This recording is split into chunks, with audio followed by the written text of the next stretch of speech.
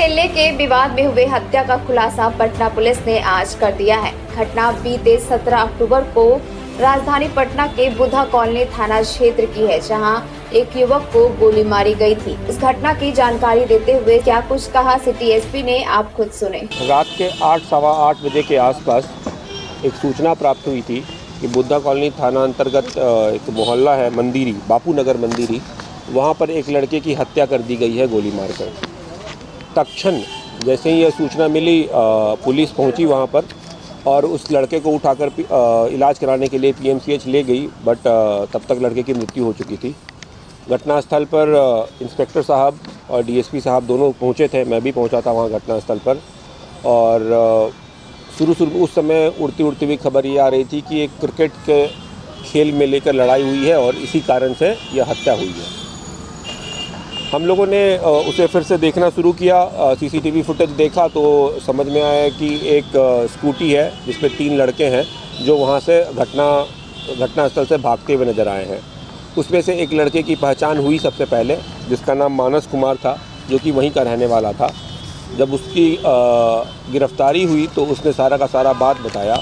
घटना कुछ यूँ है कि जो मृतक है और जो घटना करने वाले लोग हैं सब एक ही क्षेत्र के, एक ही मोहल्ले के रहने वाले हैं।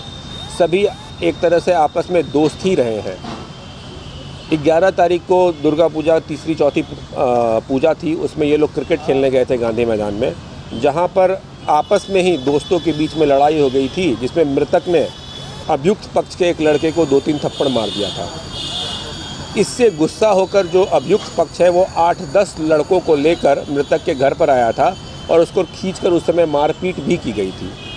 जब यह मारपीट हो गया था तो फिर दोनों पक्ष से उनके परिजन इकट्ठा हुए थे और माफ़ी भी मंगाई गई थी।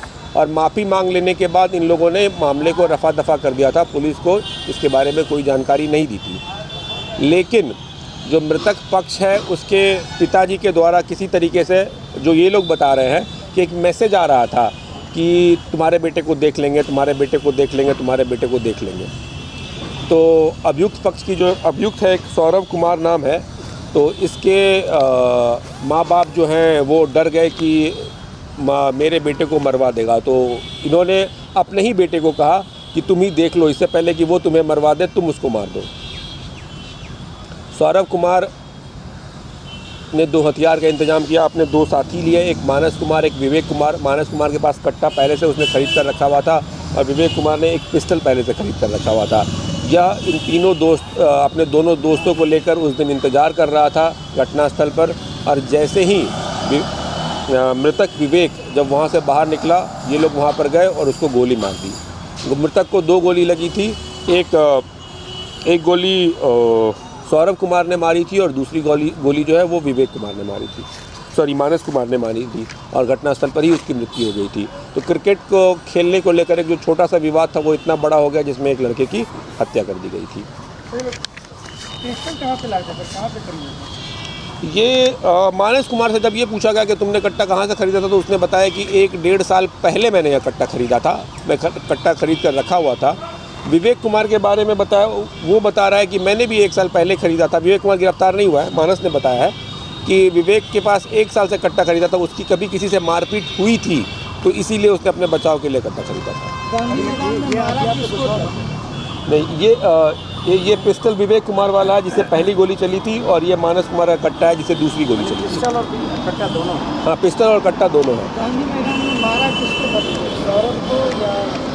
आदर्श को मारा था, जो सौरभ का कज़न ब्रदर लगता है, जिसने उसके सौरभ को बुलाया था और अपने मामा लोग को बुलाया था, जिससे मारपीट और बढ़ी थी गांधी मैदान में। दोनों अभियुक्त का बैकग्राउंड क्या है, क्या करते हैं लोग, पढ़ाई करते हैं, स्टूडेंट हैं क्या? हाँ, ये लोग दोनों स्टूडेंट हैं बताते हैं अपने आप को, और ऐसे ही घूमते फिरते हैं, स्टूडेंट हैं बेसिकली।